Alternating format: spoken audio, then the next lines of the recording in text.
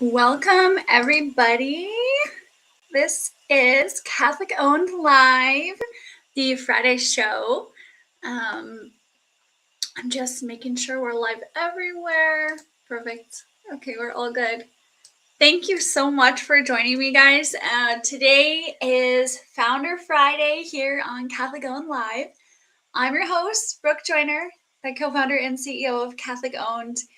And this live stream is live every Monday, Wednesday, and Friday at noon Central.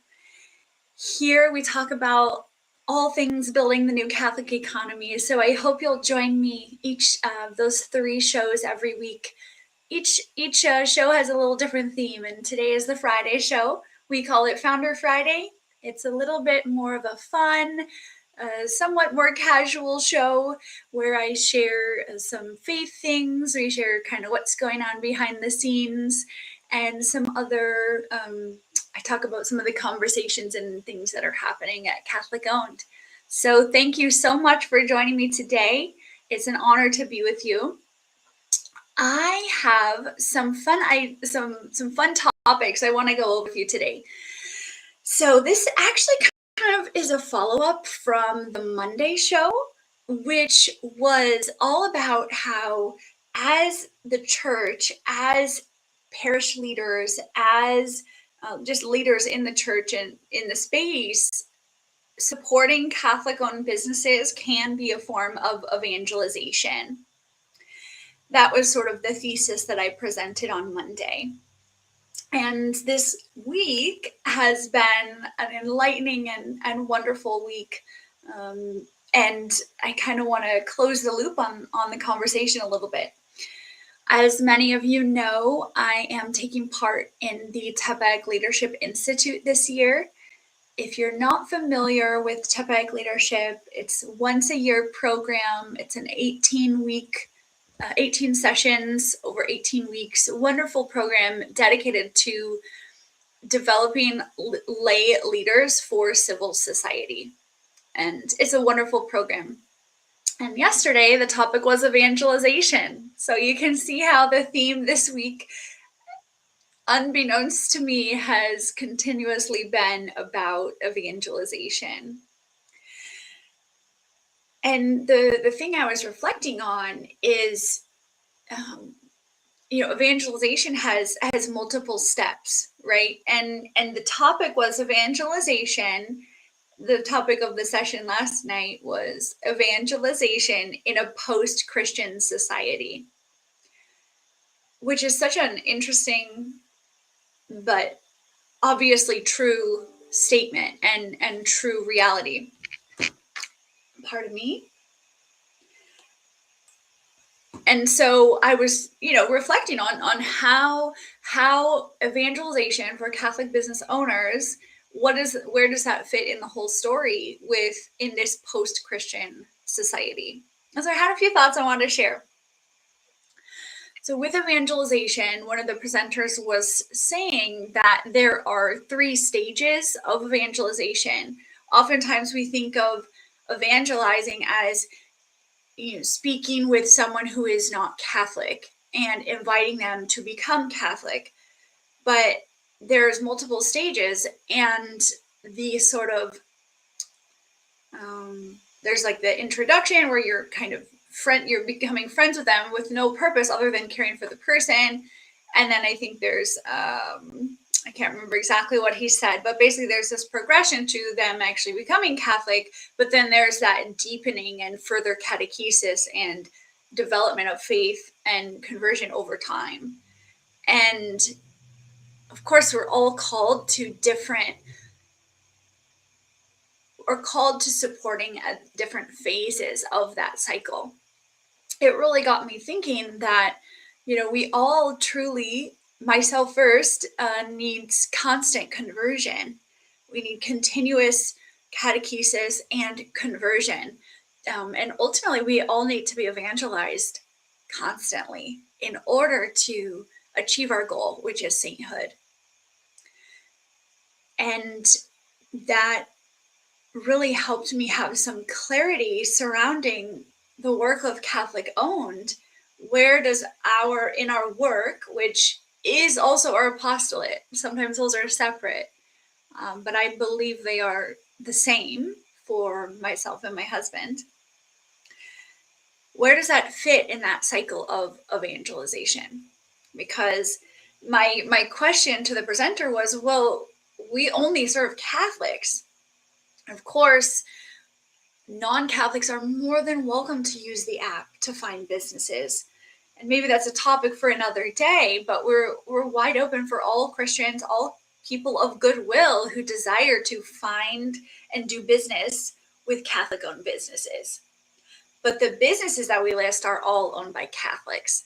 And so in a certain sense, our focus really is on serving people who are already on the boat, so to speak.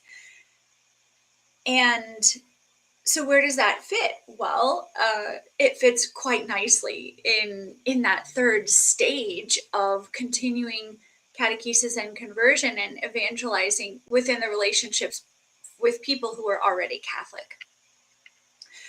I was then reflecting on how, in a related context, after, I think the statistics are out there that after someone goes through RCIA, they, like the likelihood that they will still be actually practicing their faith within a couple of years is well below 100%.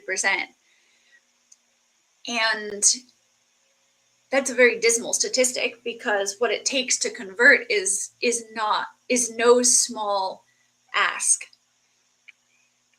And I just was reflecting that, well, they go through all that trouble to convert and then they end up leaving. So what is missing there?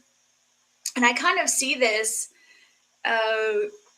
connecting, converging with the work that so many parishes and so many apostolates are doing, which is connecting. We get apologetics online. How does that translate to walking into a parish, what that experience is like when they do walk in the parish, and what do they experience, and right? So then they're in RCIA, they convert, and then what? There's no like after program. And that can be problematic, right? Because we all need continuous evangelization, catechesis, and conversion.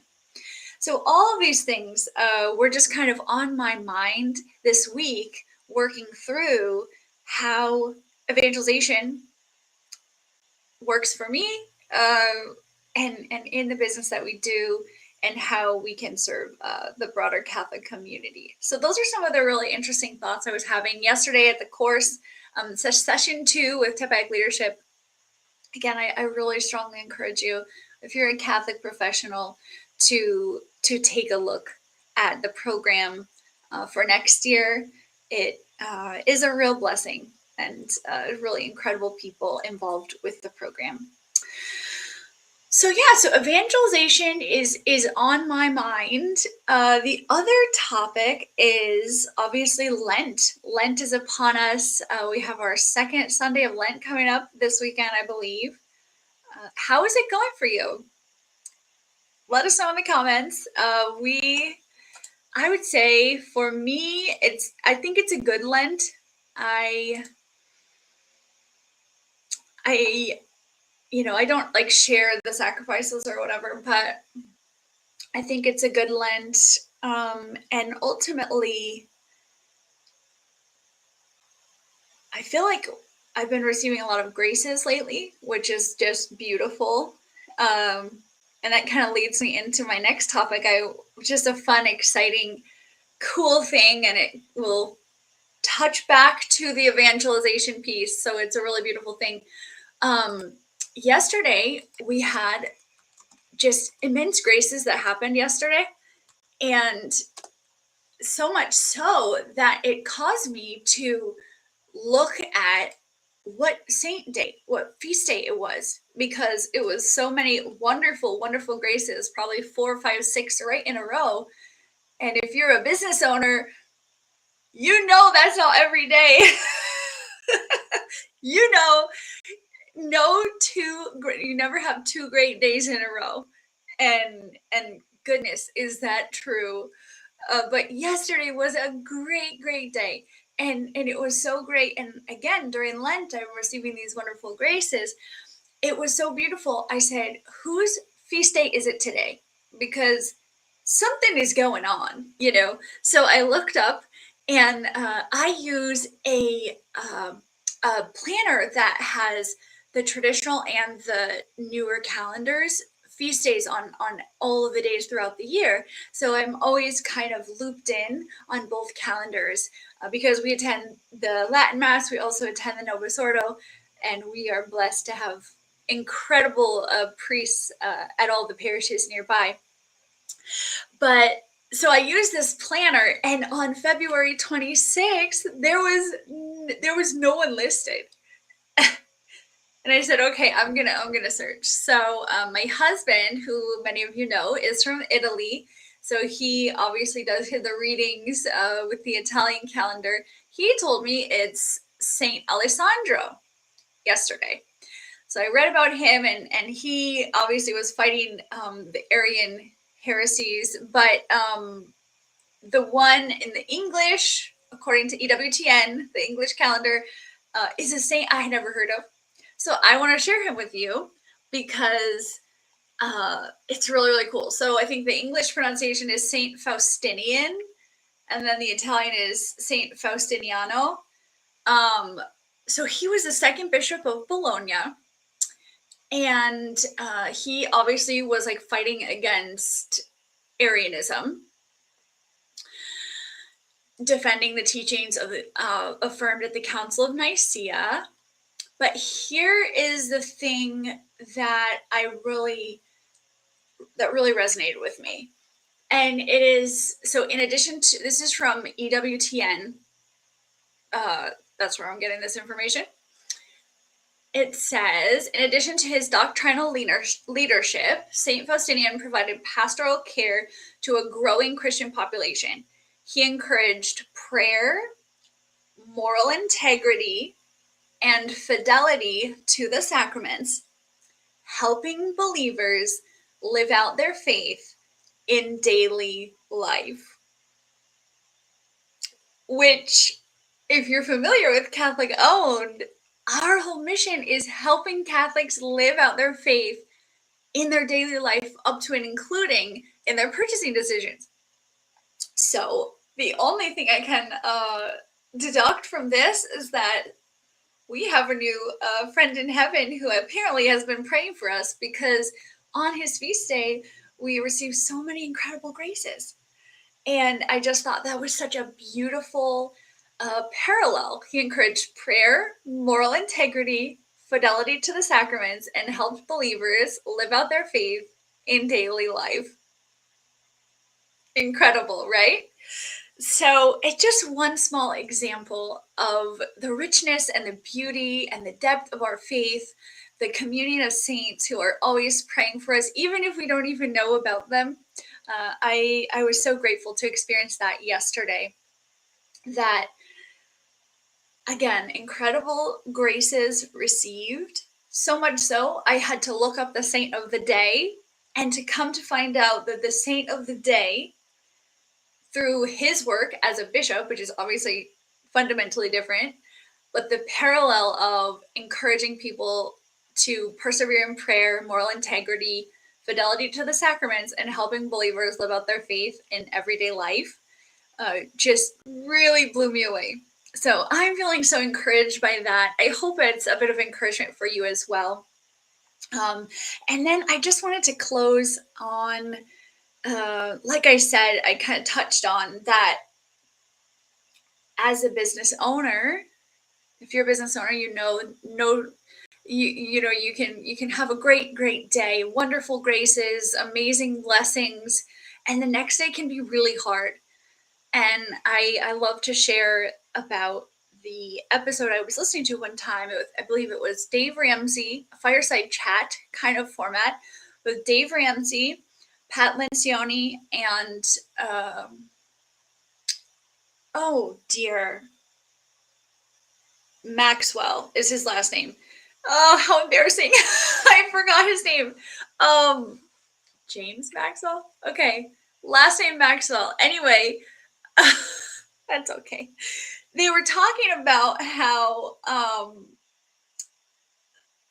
there are no for a leader, for not a Catholic, for a leader, there are no two great days.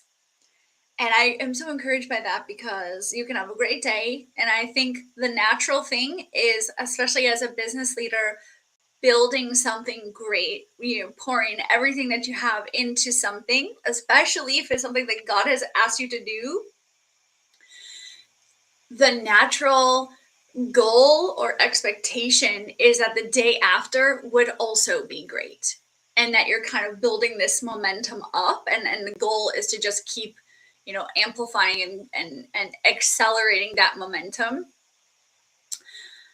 But in that interview, the three gentlemen were just laughing together that there are no two great days as a business leader.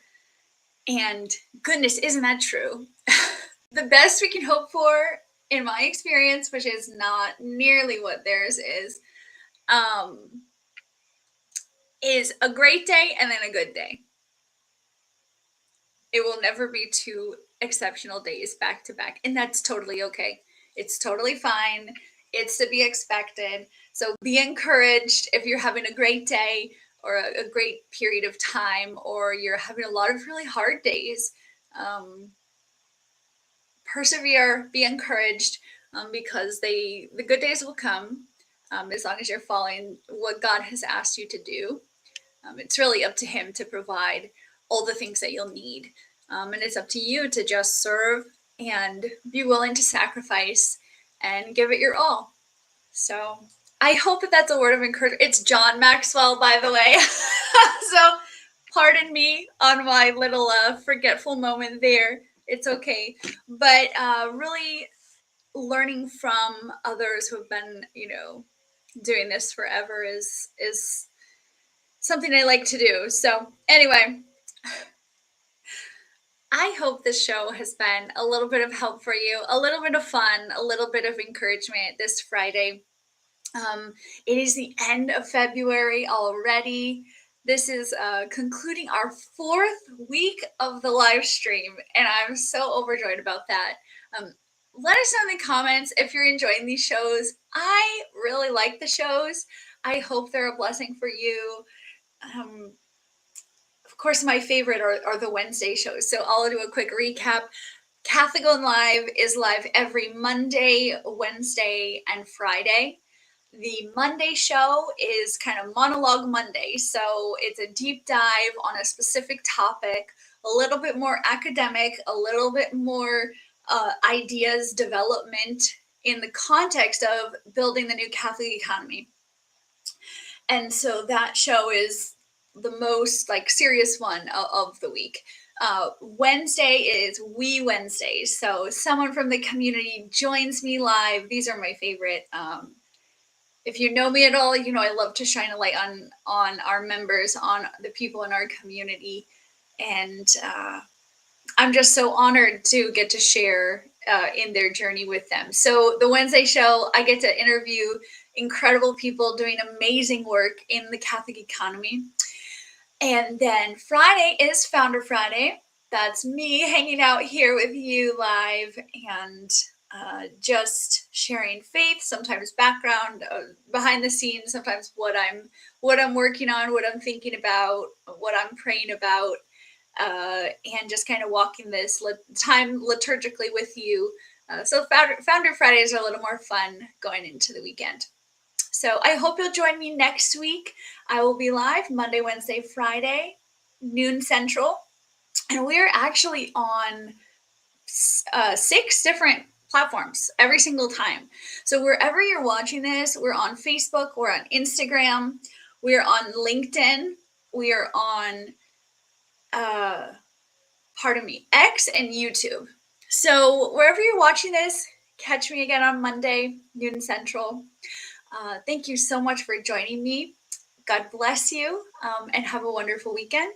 And we will see you on Monday. Bye.